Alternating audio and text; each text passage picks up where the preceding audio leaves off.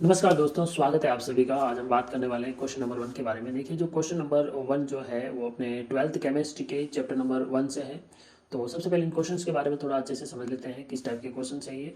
ठीक है, और ये आपके लिए बहुत ही इंपॉर्टेंट रहने वाला है, बिकॉज ये प्रीवियस ईयर में पूछे हुए क्वेश्चन है और यहाँ से आपको एक चीज़ का आइडिया लग जाएगा कि मैक्सिमम क्वेश्चन जो है वो हर साल रिपीट हो रहे हैं।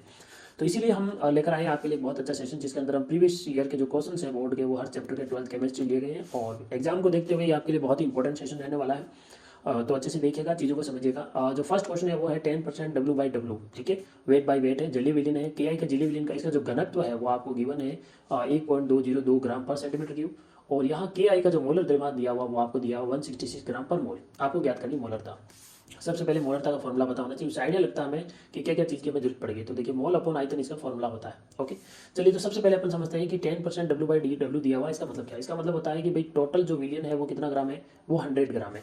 100 ग्राम में 10 ग्राम जो है वो कौन है, पोटेशियम आयोडाइड जो है वही घुला हुआ है। तो इसे मैं कह सकता हूँ कि 100 ग्राम विलियन का आयतन आपको दिया हुआ है। तो यहाँ से अपने को क्या पता चल रहा है कि जो विलियन का आयतन है वो कितना है, 100 ग्राम है। अब यहाँ पर हम एक चीज़ और निकालना चाहेंगे, क्योंकि हमारे पास में पूरा घनत्व दिया हुआ है, तो इसी घनत्व का यूज करके, देखिए घनत्व दिया हुआ है, इसी घनत्व का यूज करके हम क्या निकालेंगे, आयतन निकालेंगे। तो आयतन कितना आएगा, देखो द्रव्यमान, द्रव्यमान कितना है, टोटल टोटल 100 ग्राम है द्रव्यमान, क्योंकि यहाँ W/W दिया होता तो ये द्रव्यमान था।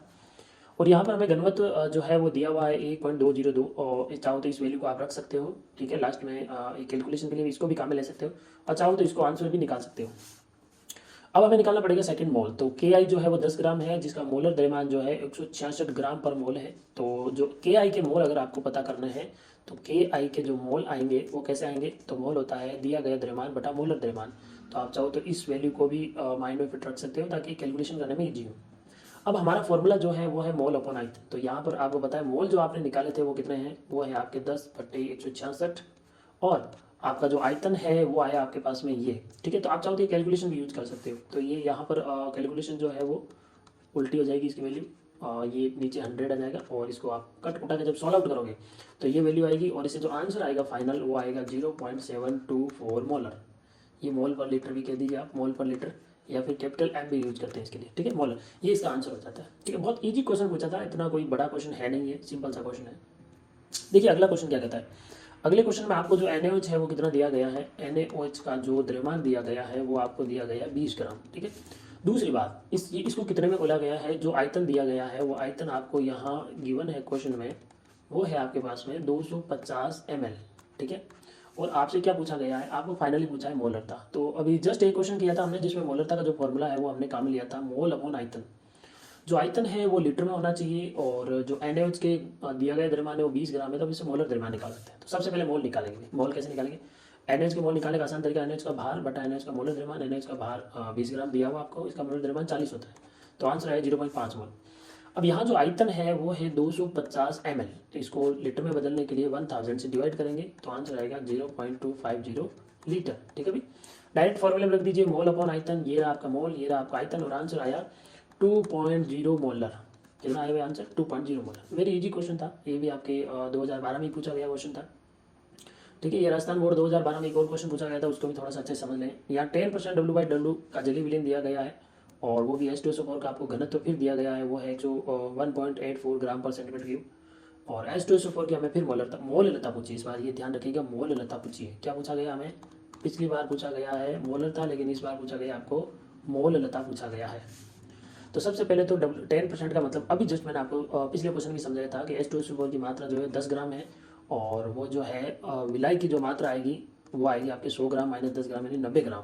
इसको केजी में बदलेंगे तो 0.09 केजी आ जाएगा। ठीक है, चलिए क्यों यहाँ हमने आयतन वगैरह क्यों नहीं लिया, यहाँ हम सारा किलोग्राम में क्यों ले रहे हैं, क्योंकि हमें ज्ञात करनी है मोललता। ठीक है भाई, और मोललता का जो फॉर्मूला होता है वो आप अच्छे से जानते हो, वो होता है जो H2SO4 के मोल होते हैं, H2SO4 के मोल अपॉन जो विलायक का द्रव्यमान होता है वो केजी में होना चाहिए।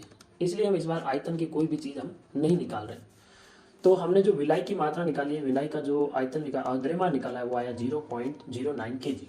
अब H2SO4 के मोल अभी जस्ट निकालना सीखा था हमने, कि दिया गया द्रव्यमान बटा मोलर द्रव्यमान, दिया गया 10 और इसका मोलर द्रव्यमान 98 होता है, तो इसे मोल आए 0.102। ओके, हमें इसे मतलब हम चाहे तो ये डायरेक्ट ये वैल्यू भी काम में ले सकते हैं, ताकि कट कुटा के कैलकुलेशन ईजी बनाई जा सकती है। चलिए, तो मोलता का फॉर्मूला होता है H2SO4 के मोल अपॉन विलाय का द्रव्यमान केजी में, ये रहा इसके मोल और ये रहा इसका द्रव्यमान केजी में। आप चाहो तो इसको ऐसे भी कर सकते हो। देखो H2SO4 के मोल कितने हैं 10/98, ओके।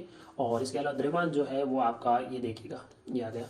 तो इसको आप क्या करने वाले हैं, इसको अगर पॉइंट हटाओगे आप तो ये बनेगा आपका 9/100।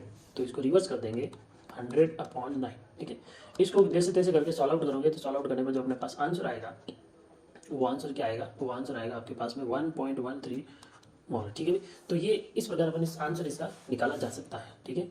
आगे बढ़ते हैं नेक्स्ट क्वेश्चन की तरफ। तो नेक्स्ट क्वेश्चन देखिएगा, ये भी थोड़ा इंपॉर्टेंट क्वेश्चन है, पराशर दाब से संबंधित क्वेश्चन है और ये भी काफ़ी जगह पूछा जाता क्वेश्चन है। तो 0.2 लीटर विलियन में, ओके। तो यहाँ पर आपको जो है विलियन का आयतन दे दिया गया, उसके बाद 1.26 ग्राम प्रोटीन है, ठीक है। तो ये आपको प्रोटीन का द्रव्यमान दे दिया। 300 केल्विन पर इस विलियन का पराशर दाब आपको दिया हुआ है। ये रहा पराशर दाब, और पराशर दाब आप जानते हो पाई होता है, ठीक है। इसके अलावा और क्या दिया आपको पता करना, प्रोटीन का मोलर द्रव्यमान, ओके। और इसके लिए आर की वैल्यू दे दी गई आपको, ठीक है। राजस्थान बोर्ड 2013 में आया था। चलिए तापमान की वैल्यू दे दी है, आर की वैल्यू भी दे दी, हमें मोलर द्रव्यमान पता करना है। तो हम जानते हैं फॉर्मूला हमारे पास ये होता है। एक्चुअली में ये फॉर्मूला आपने ये पढ़ा होगा, I = CRT, ठीक है।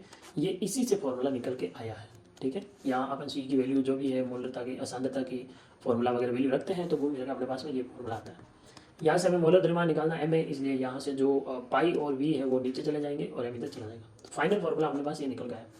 यहाँ पे सारी वैल्यू पुट करते हैं, WA की और इसके अलावा R की, उसके बाद में T की, और नीचे देखा जाए तो पाई की वैल्यू और उसके बाद में आयतन की वैल्यू। सारी वैल्यू पुट करने के बाद में जो अपने पास फाइनल आंसर निकल के आता है वो होता है 610,022 ग्राम पर मोल। ये आंसर निकल के आता है, ठीक है। तो इसी प्रकार हम आगे के क्वेश्चन भी कंटिन्यू करेंगे, जो भी चैप्टर 1 से क्वेश्चन आए हुए हैं उनको भी अपन कंटिन्यू करेंगे। तो सेशन के साथ बने रहिए, मिलते हैं अपन नेक्स्ट सेशन में।